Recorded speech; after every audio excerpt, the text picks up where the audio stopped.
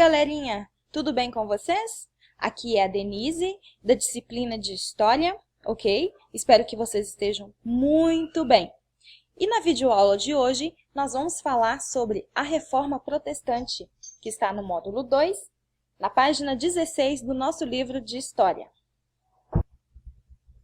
Então, galerinha, o cristianismo europeu, ele sofreu alterações, algumas transformações, a partir de questionamentos, que resultaram no surgimento de igrejas protestantes e de mudanças na Igreja Católica. Isso aconteceu no século XVI.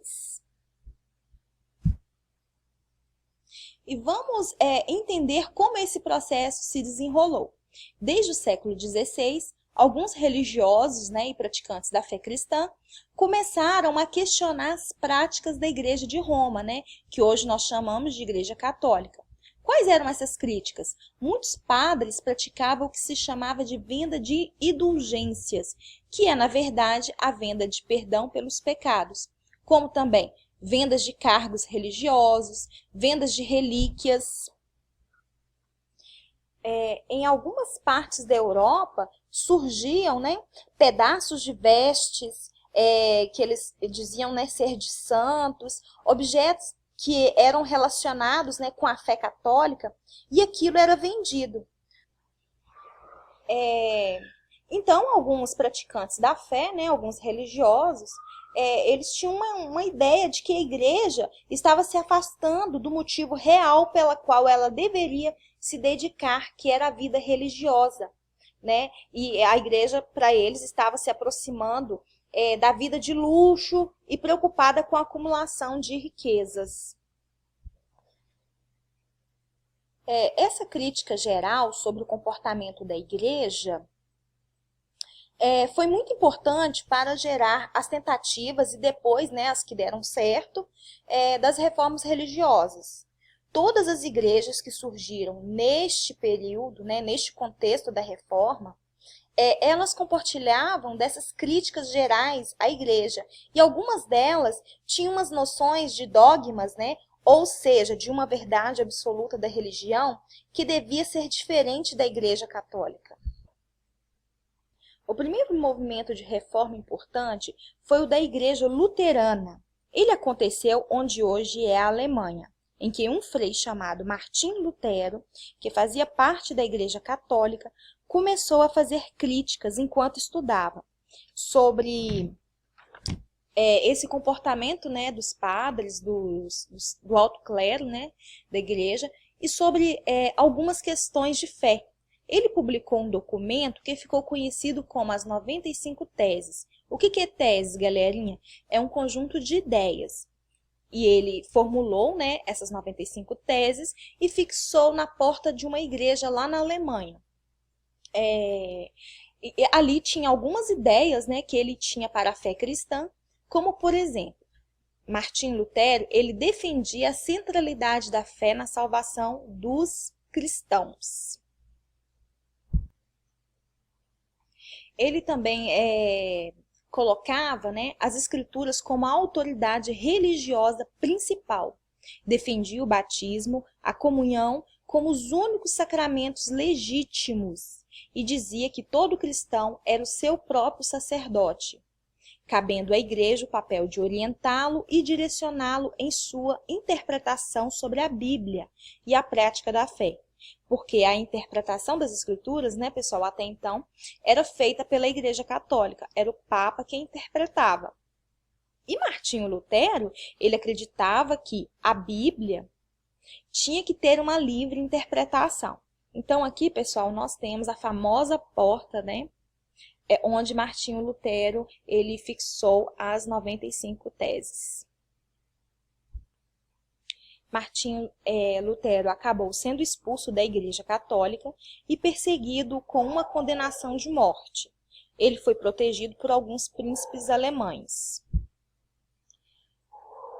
Esse primeiro passo de Lutero foi muito importante, mas outros vieram. Por exemplo, o da chamada Igreja Calvinista. Então, pessoal, João Calvino, ele foi diferente de Lutero. e também da Igreja Católica. Ele acreditava na predestinação, ou seja, ele acreditava que os homens eram eleitos por Deus e salvos exclusivamente pela graça divina, sem que a ação dos humanos influenciasse nisso. A condenação seria, no entanto, fruto exclusivo do pecado humano. Já no anglicanismo, a questão era a sucessão do trono de Henrique VIII, rei da Inglaterra. O que acontece? Ele era casado e estava tentando garantir um herdeiro homem para o seu trono, porque naquela época, né, eles acreditavam ser o melhor. Ter filhos para o rei era uma questão política, e sua esposa não conseguia gerar um herdeiro masculino para o trono. Então o rei Henrique VIII, ele pede autorização para o Papa para poder se casar novamente, mas o pedido foi negado.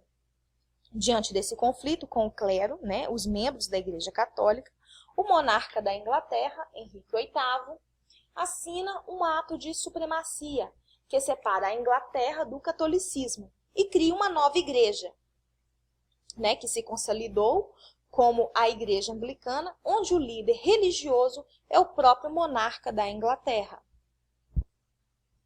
A Igreja Anglicana parece na hierarquia, né, ou seja, na organização, com a Igreja Católica.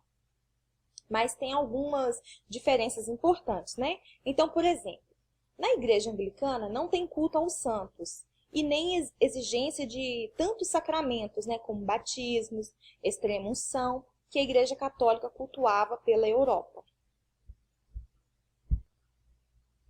Então, pessoal, diante de tantas mudanças religiosas, né, a Igreja Católica ela tomou algumas medidas conhecidas como contra-reforma. O avanço dessas reformas foi vista pelo clero romano como uma grande ameaça à Igreja, né? Isso no século XVI. A Igreja Católica ela fez uma reunião, que foi o Concílio de Trento, uma reunião com o alto clero, né, da Igreja Católica, conhecida como Concílio de Trento. Que foi responsável por um conjunto de medidas, né, como a confirmação de seus dogmas. Dogmas é as suas verdades, aquilo que ela acreditava. Por exemplo, para a igreja, a salvação ela ia continuar a ser pelas obras, né? Era o que você fazia ao longo da vida, e não aceitando as mudanças dos reformadores. A igreja reafirmava a sua autoridade, a autoridade do Papa, e que os cultos e a Bíblia deveria ser em latim, e que a interpretação da Bíblia deveria ser da própria igreja, né? No caso do Papa. E não livre como queria Lutero, por exemplo, e outros reformadores. As mudanças que a igreja fez foram poucas, né? Como proibir a venda de relíquias, e uma das mudanças que a igreja fez foi a formação de padres com a criação de seminários, catecismos, onde as pessoas aprendiam a fé. A igreja também investiu em duas transformações bastante impactantes. A Igreja Católica ela criou o Index. E o que é o Index? O Index, na verdade, ele é uma lista de obras proibidas aos católicos por irem contra a doutrina católica ou a moral da época. Outra transformação também, pessoal, que foi a criação da Companhia de Jesus, uma ordem religiosa que se especializou no catecismo, ou seja, no ensinamento das regras da Igreja Católica. E os jesuítas, eles atuaram tanto na própria Europa, quanto nas Américas e continentes, né? Os continentes que os europeus foram se estabelecendo. Turminha, foi um período muito difícil, né? O período da Reforma Protestante, e logo em seguida veio a Contra-Reforma, né, lançada pela Igreja Católica. A Igreja Católica começou a perseguir muitas pessoas, né, os protestantes e pessoas que eram contrárias, né, às ideias, né, da Igreja. Então, a Igreja estabeleceu um tribunal de inquisição, né, e depois de suas investigações da Inquisição, o Estado puniu os culpados em autos de fé, as pessoas que eram contrárias, né, à fé da Igreja Católica. Então, grandes cerimônias públicas eram realizadas onde os hereges, né, os chamados hereges, as pessoas que eram contrárias, né, às ideias da Igreja Católica, elas eram queimadas vivas nas fogueiras. Muito triste, né? Mas enfim, pessoal, essa foi a nossa videoaula de hoje. Espero que vocês tenham gostado. Qualquer dúvida, vocês deixam nos comentários que eu terei prazer em respondê-los, ok? Um grande abraço e até a próxima!